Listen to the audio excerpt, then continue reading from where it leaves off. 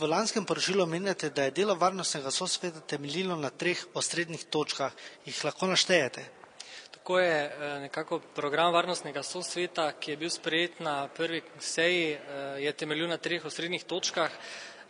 Prvo zadevo smo namenili nekako problematiki navijaških skupin z poudarkom na navijaški skupini Viole, tako da tudi v tem letu, se pravi v letu 2009, želimo nadaljevati ta dialog, ki smo ga z skupino Viole vzpostavili. Mislim, da je zaznat rahel napredek, kar se tiče same komunikacije tako med klubom, med člani navijaške skupine Viole, kot tudi konec koncev policijsko upravo Maribor in ostalimi varnostnimi službami, ki sodelujejo pri nogometnih tekmah, tako da ta dialog bomo še intenzivirali in se ukvarjali s to problematiko. Druga zadeva, s katero smo se v lanskem letu ukvarjali in aktivnosti želimo nadaljevati tudi v letošnjem letu, je problematika drog med mladimi.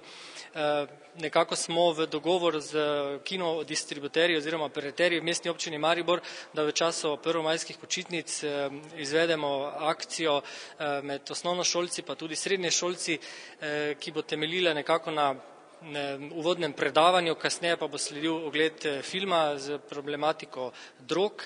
V pripravi je tudi izloženka skupaj z Zavodom za zdravstveno varstvo, ki ima neko preventivno vsebino, ki nekako naj bi dala prve usmeritve uporabnikom oziroma osebam, ki se prvič srečajo z drogo.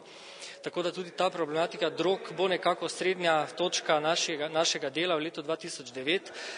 Na koncu pa naj omenim tudi, se pravi, mirujoč promet, ki mu bomo v letu 2009 namenili prav tako veliko časa. Osredotočili se bomo predvsem na nepravilno parkiranje v ožjem mestnem jedru, pa tudi kršitelje, ki parkirajo na avtobusnih postajališčih oziroma mestih rezerviranih za invalide. Kajti opažamo, da je to iz leta v leto bolj težak zalogaj, tako za mestno redarsko službo kot za policiste, in smo se nekako odločili, da bomo s preventivnimi akcijami skušali ozavestiti voznike, ki kršijo predpise, da nekako skušajo svoje ravnanje nekako omejiti. Kaj pa drugi manjši projekti? Vsekakor je vsakoletni projekt v mesecu decembru preventivna akcija Prazniki brez petard, tudi akcijo Stop grafiti, ki je naletela na sorazmerno velik pozitivno odziv med prebivalci, bomo nadaljevali. Obe akciji sta povezani tudi z določenimi sredstvi, ki jih želimo tudi z rebalansom proračuna mestne občine za leto 2009 zagotoviti. Tako da projekt Stop grafiti je tudi v veliki meri odvisen od sredstev, ki jih bomo uspeli z rebalansom pridobiti. Kakšne so varnostne razmere v mariborski občini? Na policijski upravi ali pa policijski postaji Maribor 1 in 2 ocenjujemo, da so te varnostne razmere, bom rekel, zelo dobre. Stanje se je v primerjavi s preteklim letom izboljšalo, beležimo manj kaznivih dejanj, manj prekrškov po področju javnega reda in pa tudi na področju cestnega prometa. Torej, ali lahko rečemo, da je Maribor varno mesto? Osebno mislim, da je zelo varno. Po eni strani to kažejo rezultati ali pa bomo rekli številke, na drugi strani pa tudi mnenja ljudi, ki so sicer kritična do dela policije, ampak na mesto.